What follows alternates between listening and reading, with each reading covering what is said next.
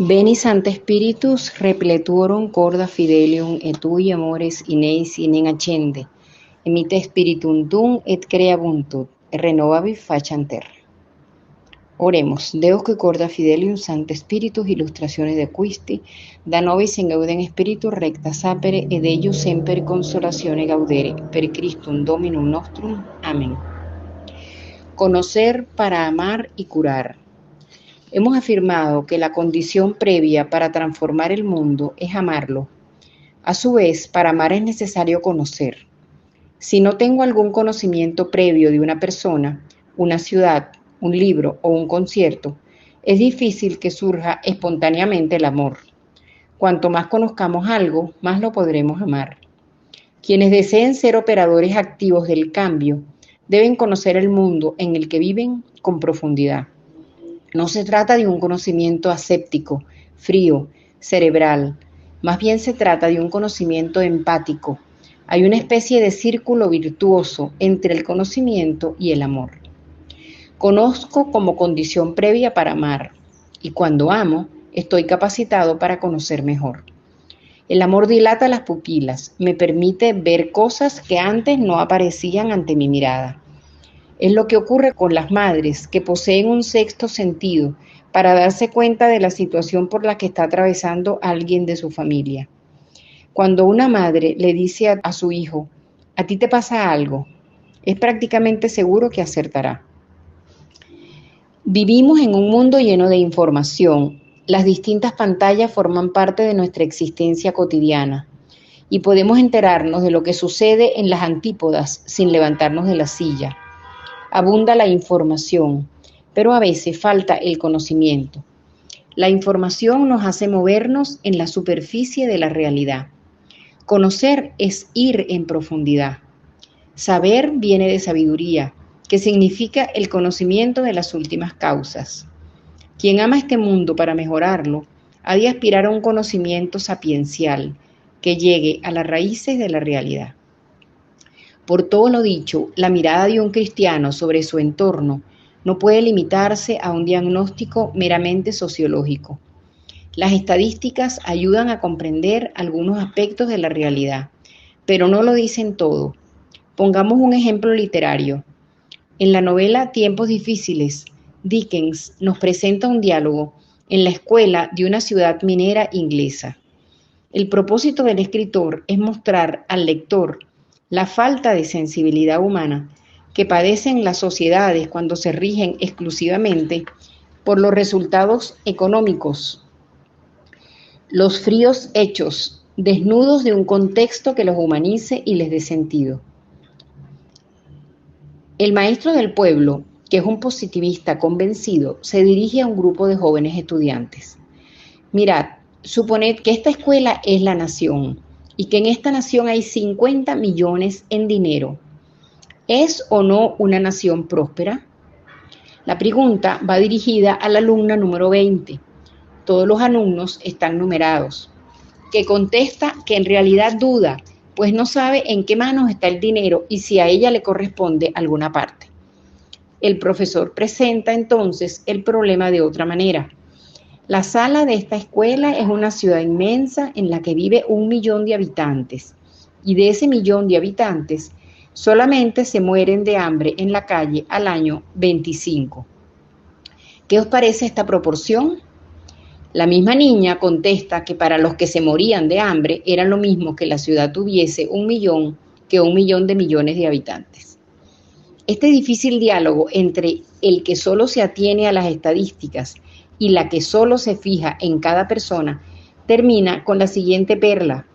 El profesor pregunta, ¿qué tanto por ciento representan 500 personas ahogadas entre 100.000 que se embarcaron en un año para hacer una travesía marítima?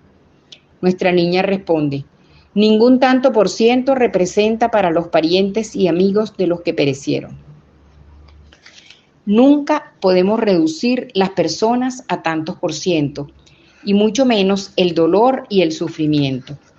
La mirada cristiana es empática y compasiva. Empatía, según la definición clásica, es la capacidad de percibir, compartir y comprender lo que otro ser puede sentir. Compasión es padecer con.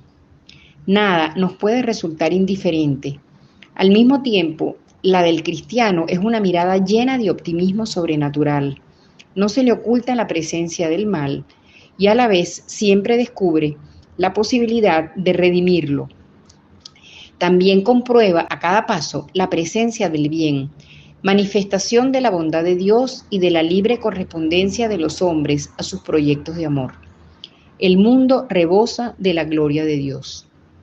Quien eche una mirada desprovista de prejuicios a su alrededor verá tantas cosas positivas.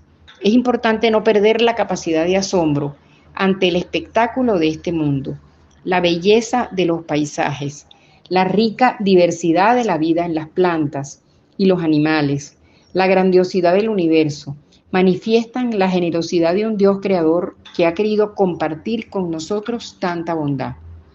Entre las criaturas que salieron de la mano de Dios, destaca la persona humana, que participa del poder creador de Dios. Las obras de arte de todos los siglos y culturas abren horizontes insospechados de trascendencia a quienes saben contemplarla. Los avances científicos y las aplicaciones tecnológicas llevan a agradecer que tantas personas a lo largo de la historia hayan utilizado de manera fecunda el chispazo de luz divina que es la inteligencia humana y hayan logrado crear unas circunstancias para una vida más digna en esta tierra. Sobre todo, hemos de aguzar nuestra capacidad de asombro para descubrir la grandeza del alma humana, que se manifiesta en tantas vidas totalmente entregadas al servicio de los demás. Son los que encarnan la santidad de la puerta de al lado, de la que habla el Papa Francisco en Gaudete et Exsultate. Madres y padres de familia que se sacrifican día tras día para dar calor a su hogar en medio de circunstancias extremas. Personas que acompañan a los enfermos, a los moribundos, dándoles el consuelo de una mirada, una sonrisa, sin pedir nada a cambio. Trabajadores de todos los niveles que desempeñan sus obligaciones con espíritu de servicio. Científicos y académicos que no cejan en su empeño por encontrar la verdad y así iluminar los distintos ámbitos de nuestra sociedad.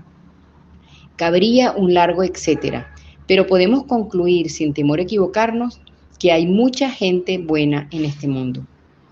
La visión esperanzada, además de ser realista, es estratégicamente necesaria para las personas que quieren cambiar lo que no funciona a nuestro alrededor. En la antigüedad, muchos pueblos observaban el comportamiento de las aves para escudriñar el futuro. A veces los augures pensaban que la conformación de algunas entrañas de un pollo o el graznido de los cuervos o la forma de volar de otras aves presagiaba calamidades. Eran los pájaros de mal agüero. No seamos este tipo de pájaros. Nadie está dispuesto a seguir a alguien que solo profetiza tragedias y desventuras. Si queremos transformar el mundo, procuremos no perder nunca esta visión esperanzada. Ser positivos y procurar mirar el lado bueno de las cosas no implica ser ingenuos o no darse cuenta de que hay cosas que mejorar, que hay obstáculos que remover para ayudar a la gente a ser feliz. Es necesario conocer el mal, la enfermedad, para poder sanar, curar, cerrar heridas. ¿Cuáles son las enfermedades del mundo actual? ¿Cuáles los principales desafíos para la conciencia cristiana?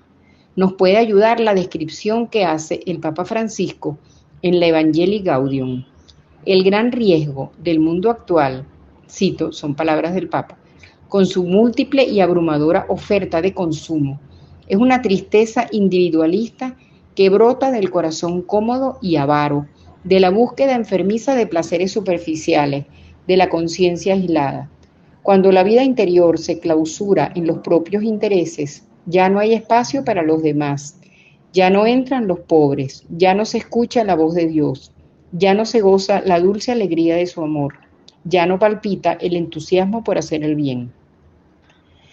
Serían muchas las consecuencias que podríamos sacar de estas pocas frases. Considero que hay 3 actitudes vitales que se contienen en ese texto de la exhortación apostólica y que constituyen desafíos actuales para la construcción cristiana del mundo: el individualismo, el hedonismo y el relativismo. A su vez, Como consecuencia de dichas actitudes, nos encontramos ante otro desafío que podríamos denominar emergencia social. Comencemos por el individualismo. Vivimos en una sociedad en la que prima el propio interés individual, el egoísmo. Acabamos de afirmar que hay mucha gente en el mundo que se da a los demás, que vive entregándose, son la sal de la tierra.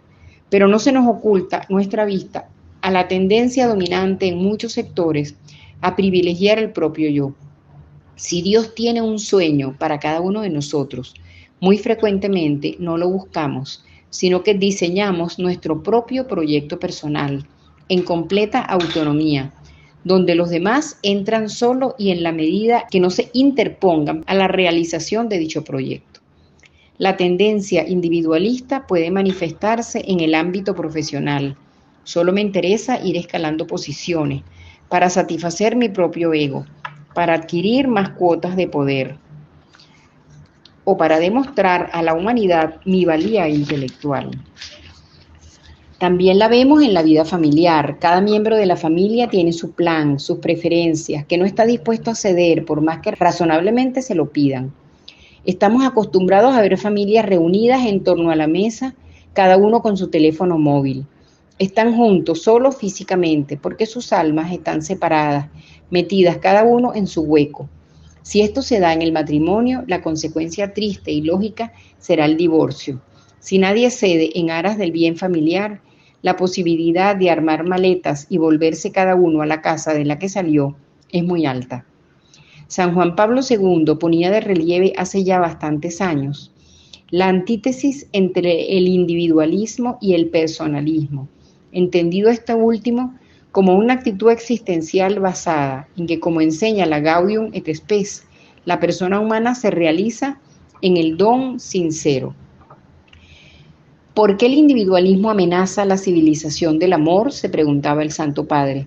La clave es la respuesta, está en la expresión conciliar, una entrega sincera. El individualismo supone un uso de la libertad por el cual el sujeto hace lo que quiere, estableciendo él mismo la verdad de lo que le gusta o le resulta útil. No admite que otro quiera o exija algo de él en nombre de una verdad objetiva. No quiere dar a otro basándose en la verdad, no quiere convertirse en una entrega sincera. El individualismo es, por tanto, egocéntrico y egoísta. La antítesis con el personalismo nace no solamente en el terreno de la teoría, sino aún más en el del ethos.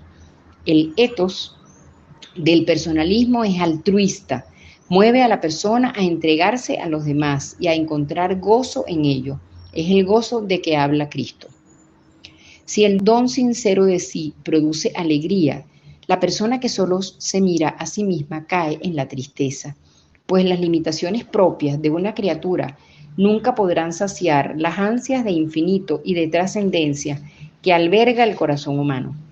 Un segundo desafío que tiene la cultura actual y que es un obstáculo para la vivencia cristiana es el hedonismo. Hedoné en griego significa placer. Entonces, el hedonista es el que absolutiza los placeres, el que quiere tener en esta vida la mayor cantidad y calidad de placer posible. Se ponen todas las esperanzas en el plan de diversión del fin de semana, en el viaje soñado, en el deporte extremo. Se vive la vida ordinaria con aburrimiento, cuando no en tensión, procurando evitar todo sacrificio y buscando la comodidad y lo placentero. Es obvia que esta actitud está muy ligada al individualismo apenas mencionado, pues una búsqueda exclusiva del placer siempre entraña egoísmo. Vivimos en una sociedad en la que se proclama a los cuatro vientos la libertad, pero que en realidad está sumida en la esclavitud propia de las dependencias.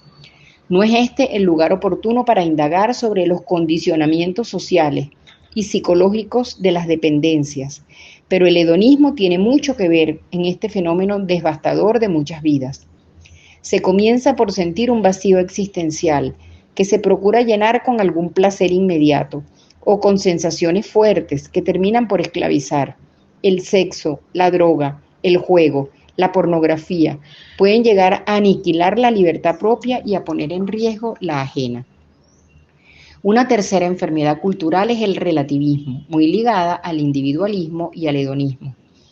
El término tiene muchas acepciones y cobró particular resonancia cuando el cardenal Ratzinger utilizó la expresión dictadura del relativismo en la homilía de la misa Proeligiendo Pontifice, el 18 de abril de 2005.